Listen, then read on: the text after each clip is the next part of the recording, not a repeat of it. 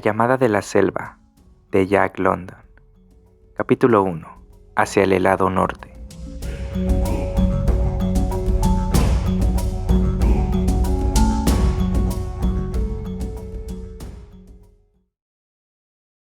Viejos anhelos nómadas se encienden, debilitando la cadena de la costumbre.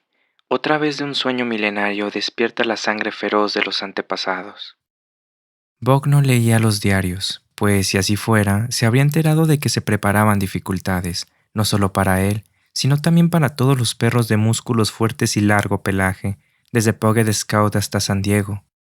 Porque los hombres, andando a tientas por la oscuridad ártica, habían hallado un metal amarillo, y porque las compañías de vapores y de transportes agrandaban aún más el hallazgo, miles de hombres se lanzaban hacia la Tierra del Norte. Esos hombres necesitaban perros de músculos fuertes para el trabajo y de espeso pelaje para que los protegiera del frío. Buck vivía en una amplia casa del soleado valle de Santa Clara. Se llamaba la propiedad del juez Miller y se elevaba a cierta distancia del camino, medio oculta entre los árboles, por entre los cuales podía divisarse la amplia y fresca galería que la rodeaba por los cuatro costados. Se llegaba a la mansión por caminos de grava que serpenteaban a través de amplios parques y debajo de las ramas entrelazadas de los elevados álamos. En la parte trasera, la propiedad tenía dimensiones mucho más espaciosas que en el frente. Había allí enormes establos, en los que una docena de mozos de cuadra y de muchachos eran dueños de todo, hileras de casitas cubiertas de enredaderas, e interminables y ordenadas filas de casetas de guardia, largas galerías cubiertas por el parral, verdes prados, huertas y plantíos de moras y frutillas. Además, estaba ubicada allí la bomba para el pozo artesiano y un amplio tanque de cemento en el que los hijos del juez Miller tomaban su baño matutino y se aliviaban del calor de las tardes del verano. Y en esa extensa propiedad gobernaba Buck. Allí había nacido y allí vivió los 4 años de su vida. Es cierto que había otros perros, imposible que no lo hubiera en una propiedad tan extensa, pero los otros no tenían importancia. Iban y venían, ocupaban las populosas perreras o vivían oscuramente en el interior de la casa como Toots, el faldero japonés, o Isabel, la mexicana. Criaturas extrañas que raramente sacaban la nariz fuera de las puertas o posaban sus pies sobre el suelo. Por otra parte, estaban los Fox Terriers, una veintena de ellos por lo menos, que ladraban amenazadoras promesas a Toots e Isabel cuando estos se asomaban a las ventanas protegidas por una legión de mucamas armadas con escobas y estropajos. Pero Buck no era ni un perro de casa ni de perrera. Toda la propiedad era suya. Se zambullía en el tanque o salía de casa con los hijos del juez. Escoltaba a Molly y a Alice, las hijas del juez, en sus correrías nocturnas o matutinas. Las noches ventosas se echaba a los pies del juez frente al alegre fuego de la biblioteca. Llevaba a los nietos del anciano caballero sobre su lomo, o los hacía rodar por el césped, y cuidaba celosamente sus pasos en sus aventuras cerca de la fuente y aún más lejos, en el sitio donde se hallaban las dehesas y los plantíos de moras y frutillas. Entre los Fox Terriers marchaba con paso majestuoso, e ignoraba por completo a Toots e Isabel, pues él era el rey situado muy por encima de todas las cosas que se arrastraban. Caminaban o volaban en la casa del juez Miller, incluyendo a los humanos. Su padre, Elmo, un enorme San Bernardo, había sido el inseparable compañero del juez, y Buck seguía los pasos de su padre. No era tan corpulento, solo pesaba 140 libras, pues su madre Sheep había sido una perra de pastor escocesa. Sin embargo, las 140 libras, a las que agregaba la dignidad propia del buen vivir y del respeto universal, le capacitaban para comportarse de manera aristócrata. Durante los 4 años transcurridos desde su nacimiento, vivió la vida de un aristócrata. Estaba dotado de un fino orgullo de sí mismo. Era un poquitín egoísta, como suele llegar a serlo los caballeros del campo debido a su posición en la vida, pero se había salvado a sí mismo al no convertirse en un mimado perro casero. Caza y los otros placeres al aire libre le habían mantenido libre de grasa y endurecieron sus músculos, y para él la afición al agua fue un tónico y un conservador de su salud. Así era el perro Buck al llegar el otoño de 1897, época en que el descubrimiento de oro en Klondike impulsó a los hombres de todo el mundo hacia el helado norte. Pero Buck no leía los diarios y no sabía que Manuel, uno de los ayudantes del jardinero, era una amistad poco deseable. Manuel tenía un vicio. Le gustaba jugar a la lotería china. Además, al jugar, era víctima de una debilidad que lo arruinaba. en un sistema, y esto hizo segura su condenación. Pues para jugar de acuerdo a un sistema se necesita dinero, mientras que el salario del ayudante de un jardinero apenas se alcanza para cubrir las necesidades de una esposa y su numerosa progenie. El juez había asistido a una reunión de la Asociación de Plantadores, y los muchachos estaban ocupados organizando un club atlético, durante la noche memorable de la traición de Manuel. Nadie los vio a él y a Buck salir por la huerta, en lo que Buck imaginó ser meramente un paseo, y con la excepción de un hombre solitario, nadie los vio llegar al apeadero del ferrocarril conocido con el nombre de College Park. Ese hombre conversó con Manuel, y cierta cantidad de dinero cambió de mano. «Podrían volver la mercadería antes de entregarla», gruñó el desconocido, y Manuel colocó un trozo de gruesa cuerda en el cuello de Buck, por debajo del collar. «Tuérzala, y le hará perder el aliento», dijo Manuel. El desconocido gruñó una afirmación. Buck había aceptado la cuerda con tranquila dignidad. Claro está que le llamó la atención la forma de obrar de Manuel, pero había aprendido a confiar en los hombres que conocía y a darles crédito por una sabiduría mayor que la de él. Pero cuando el extremo de la cuerda fue colocada en manos del desconocido, gruñó en forma amenazadora. Solo insinuó su desagrado, pues orgullo le hacía creer que insinuar era ordenar.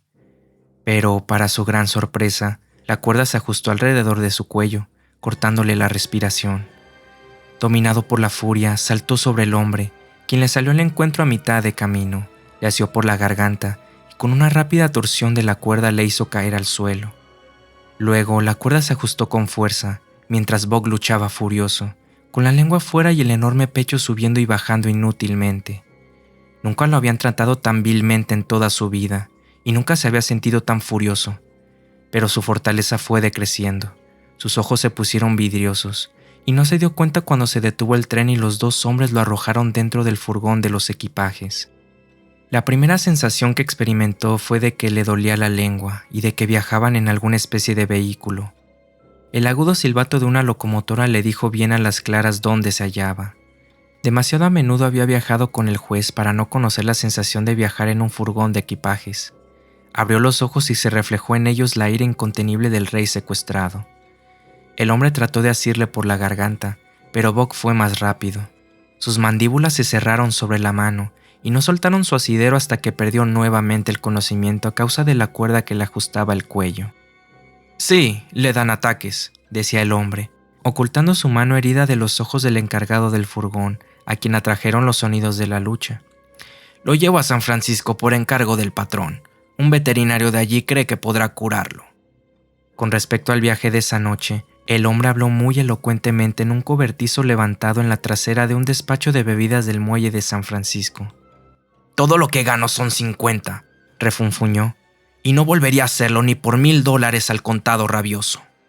Tenía la mano vendada con un pañuelo manchado de sangre, y la pernera derecha del pantalón estaba hecha tiras desde la rodilla hasta el tobillo. «¿Cuánto ganó el otro tipo?», preguntó el tabernero. «100», fue la respuesta. «No quiso venderlo ni por un centavo menos». «Con eso son 150», calculó el tabernero. «Y los vale, o soy un idiota». El secuestrador deshizo el sangriento vendaje y se miró la mano lacerada. «Si no me enfermo de hidrofobia, será porque naciste para morir en la horca», le interrumpió el tabernero con una risotada. «Ven, dame una mano antes de irte», agregó. Aturdido y sufriendo un dolor intolerable en la garganta y la lengua, medio ahogado por la cuerda, Buck intentó hacer frente a sus atormentadores, pero lo arrojaron al suelo y le apretaron la cuerda repetidas veces, hasta que lograron limar el pesado collar de bronce que tenía al cuello. Luego le quitaron la cuerda y lo arrojaron dentro de un esqueleto de madera parecido a una jaula. Allí descansó durante el resto de esa larga noche, dominado por su ira y por su orgullo herido. No podía entender el significado de lo que ocurría. ¿Qué querían de él esos desconocidos? ¿Por qué lo tenían encerrado en esa reducida jaula? No sabía por qué, pero se sentía oprimido por el vago presentimiento de un desastre inminente. Varias veces durante la noche se paró de un salto cuando se abría la puerta del cobertizo, esperando ver al juez o por lo menos a sus hijos. Pero todas las veces era la cara del tabernero la que lo observaba a la luz mortecina de una vela de cebo. Y cada vez que así ocurría, el ladrido gozoso que asomaba a la garganta de Buck se convertía en un gruñido salvaje. Pero el tabernero lo dejó tranquilo, y a la mañana siguiente entraron 4 hombres y cargaron con la jaula. Más torturadores, pensó Bock, pues eran criaturas de aspecto repugnante, astrosos y harapientos, y les gruñó furiosamente por entre los barrotes. Ellos no hicieron más que reír y molestarlo con palillos, a los que el perro hacía con los dientes hasta que se dio cuenta de que eso era lo que los hombres querían. Por tanto, se echó en una actitud hosca y dejó que cargaran la jaula en una carreta. Luego él y la jaula en la que estaba prisionero comenzaron a pasar de mano en mano. Los empleados de la compañía de transporte se hicieron cargo de él. Lo acarrearon en otra carreta. Un camión lo llevó, junto con una variedad de cajones y paquetes, hasta un vapor. Del vapor fue a parar al depósito del ferrocarril y finalmente lo depositaron en un vagón de carga. Durante 2 días y noches ese vagón de carga fue arrastrado por ruidosas locomotoras, y durante 2 días y noches Bock no comió ni bebió. En su ira, recibió los avances amistosos de los empleados del ferrocarril con gruñidos salvajes, y aquellos le retribuyeron molestándolo. Cuando se arrojaba contra los barrotes, tembloroso y arrojando espuma por la boca, se reían de él y lo llenaban de improperios. Gruñían y ladraban como perros detestables, maullaban y movían los brazos y cacareaban. Todo era una tontería, él no lo ignoraba, pero resultaba por esa causa un insulto más a su dignidad, y su furia aumentaba por momentos. No le molestaba tanto el hambre, pero la falta de agua le producía severos sufrimientos y alimentaba su furia hasta convertirla en una fiebre maligna. Por esa causa, nervioso y terriblemente sensitivo, los malos tratos le produjeron un estado febril, empeorado por la inflamación de su garganta seca y su lengua hinchada. Una cosa le alegraba, la cuerda no le ajustaba ya el cuello. Eso les había dado a los hombres una ventaja desleal, pero ahora no la tenía, y ya les mostraría de lo que él era capaz. Nunca más volverían a ponerle una cuerda al cuello, de eso estaba seguro. Durante 2 días y noches no comió ni bebió, y durante esos 2 días y noches de tormento acumuló una furia que presagiaba males para el primero que se le pusiera al alcance de sus colmillos. Sus ojos se enrojecieron y se metamorfoseó en una bestia salvaje. Estaba tan cambiado que ni el mismo juez hubiera sido capaz de reconocerlo, y los empleados del ferrocarril suspiraron aliviados cuando lo descargaron del tren en Seattle. 4 hombres sacaron cuidadosamente la jaula del vagón y la llevaron a un patio pequeño y rodeado de altas paredes. Un individuo fornido, de tricota roja, salió al patio y firmó recibo por el esqueleto. Bock adivinó que ese hombre sería su atormentador, y se arrojó con salvajismo contra los barrotes. El hombre sonrió ceñudo, y se munió de un hacha y un garrote. «¿No lo sacará ahora, preguntó uno de los que lo descargaron del vagón. «Seguro que sí», repuso el otro, golpeando el esqueleto con el hacha. Instantáneamente se alejaron los 4 hombres que lo llevaron, y desde lugares seguros sobre la pared se prepararon para observar la función. Bock se arrojó contra la madera astillada, hundiendo sus dientes en ella, luchando por arrancar un pedazo. Dondequiera que cayese el hacha en el lado externo, allí estaba desde el interior, gruñendo y rugiendo, tan ansioso por salir como lo estaba el hombre de la tricota roja por sacarlo. «Vamos, diablo de ojos rojos», dijo el hombre, cuando hubo abierto un boquete lo suficientemente grande como para que pasara el cuerpo de Bock. Al mismo tiempo dejó caer el hacha y pasó el garrote a su mano derecha. Y Bock era realmente un diablo de ojos rojos cuando se acurrucó para dar el salto, con los pelos de punta, la boca espumosa y un brillo rabioso en sus ojos inyectados de sangre.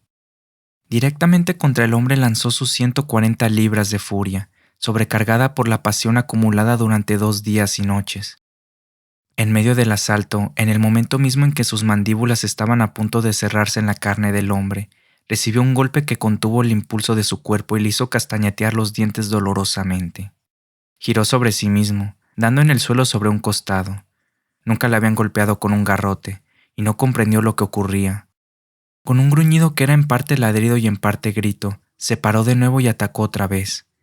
Nuevamente fue recibido con el golpe y cayó al suelo. Esta vez se dio cuenta de que era el garrote la causa de su dolor, pero su rabia no conocía cautela. 1 docena de veces atacó, y otras tantas el garrote contuvo el ataque y lo abatió al suelo. Después de un golpe especialmente rudo, se levantó despaciosamente, demasiado aturdido para atacar de nuevo. Caminó tambaleante mientras la sangre le emanaba de la nariz, boca y orejas, manchando su hermoso pelaje. Entonces el hombre avanzó y débilmente le asestó un terrible golpe sobre el hocico. Todo el dolor que soportara no era nada comparado con la exquisita agonía de ese último. Con un rugido que se parecía por su ferocidad al de un león, se arrojó de nuevo contra el hombre, pero éste, cambiando de mano el garrote, le asió por la mandíbula inferior, torciéndola al mismo tiempo hacia abajo y para atrás. Buck describió un círculo completo en el aire, para ir a parar contra el suelo sobre su pecho y su cabeza. Por última vez volvió a atacar. El hombre asestó el golpe que calculó a propósito durante tanto tiempo, y Buck se desplomó sin sentido. «No es ningún tonto para domar perros, eso es lo que digo», gritó entusiasmado uno de los mirones. «Drotter es capaz de domar 1 por día y 2 los domingos», fue la respuesta del otro. Poco a poco fue recobrando Buck el conocimiento, pero no la fortaleza. Permaneció echado donde había caído, y desde allí observó al hombre de la tricota roja. «Se llama Buck», monologaba el hombre, citando un párrafo de la carta del tabernero, la que anunciaba el contenido del esqueleto. «Bien, Buck, amiguito», prosiguió con voz alegre. «Ya hemos tenido nuestra pequeña función, y lo mejor será dejar las cosas como están.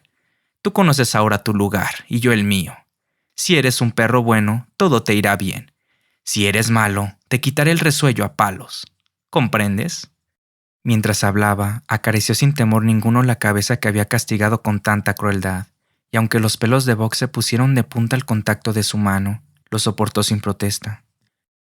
Cuando el hombre le llevó el agua, la bebió con ansia, y más tarde comió una buena cantidad de carne que le dio el hombre con su propia mano.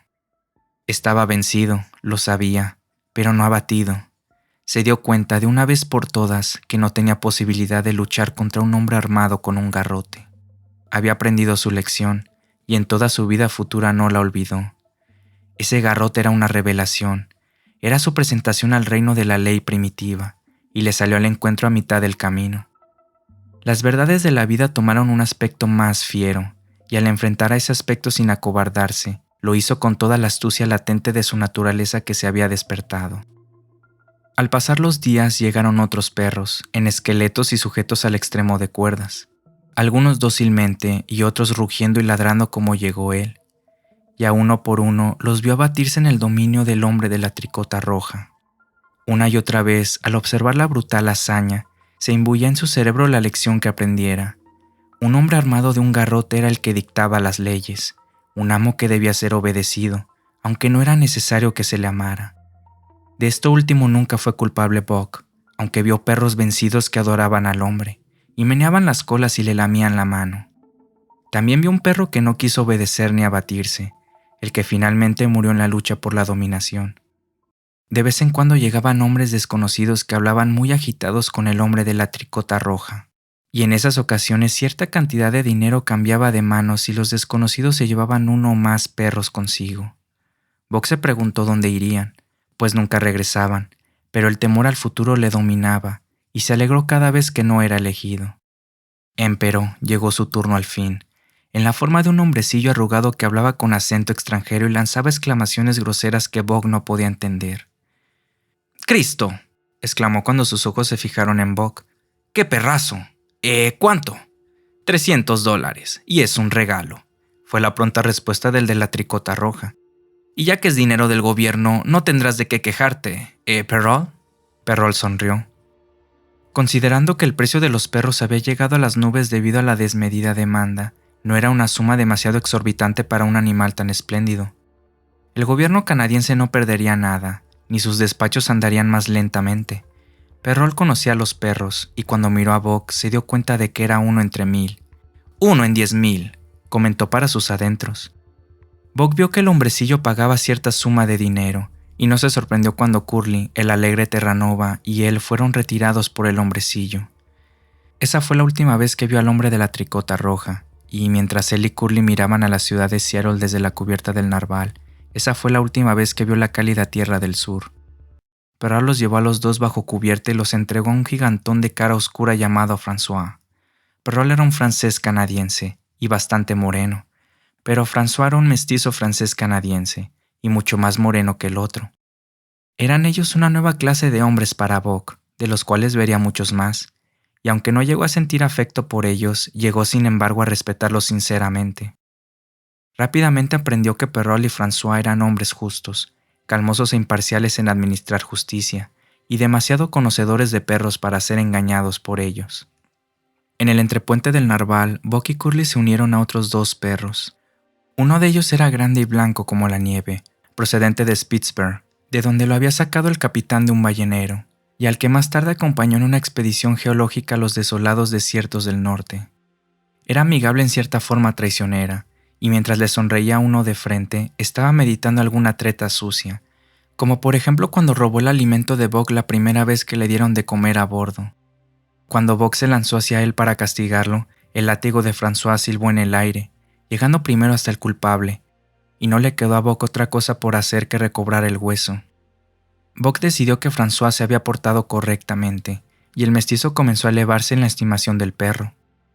El otro perro no hizo ninguna tentativa para trabar amistad ni admitió ninguna de parte de los otros. Además, no trató de robarles a los recién llegados. Era un animal hosco y silencioso, y le demostró muy claramente a Curly que todo lo que deseaba era que lo dejaran en paz, y aún más, que habría dificultades si lo molestaban. Se le llamaba Dave, y comía y dormía, o bostezaba en los intervalos, sin interesarse por nada. Ni siquiera cuando el narval cruzó el estrecho de la Reina Carlota y comenzó a balancearse y a dar cabezadas al ser sacudido por el oleaje. Cuando Buck y Curly comenzaron a excitarse, medio locos por el temor, él no hizo más que levantar la cabeza como si le molestaran. Les favoreció con una mirada indiferente, bostezó y siguió durmiendo. Día y noche se sacudió el barco al compás incansable de la hélice, y aunque un día se pareciera mucho al otro, Buck se dio cuenta que el clima se hacía cada vez más frío. Al fin, una mañana la hélice se detuvo, y el narval fue presa de una atmósfera de agitación. Él lo sintió, como asimismo los otros perros, y se dio cuenta de que se aproximaba algún cambio. François les aseguró con traillas y los llevó a cubierta. Al dar el primer paso sobre la fría superficie, las patas de Buck se hundieron en algo blanco y pegajoso, muy parecido al barro. Retrocedió de un salto dando un gruñido. Esa misma sustancia blanca caía desde arriba. Se sacudió, pero la sustancia desconocida le siguió cayendo encima. La olió curioso, luego lamió un poco. Quemaba como el fuego, y al momento siguiente había desaparecido. Eso le intrigó. Lo probó de nuevo con el mismo resultado. Los mirones reían a carcajadas, y se sintió avergonzado sin saber por qué, pues era la primera vez que veía nieve. Escuchaste Letras Abiertas. Nos escuchamos en la siguiente lectura.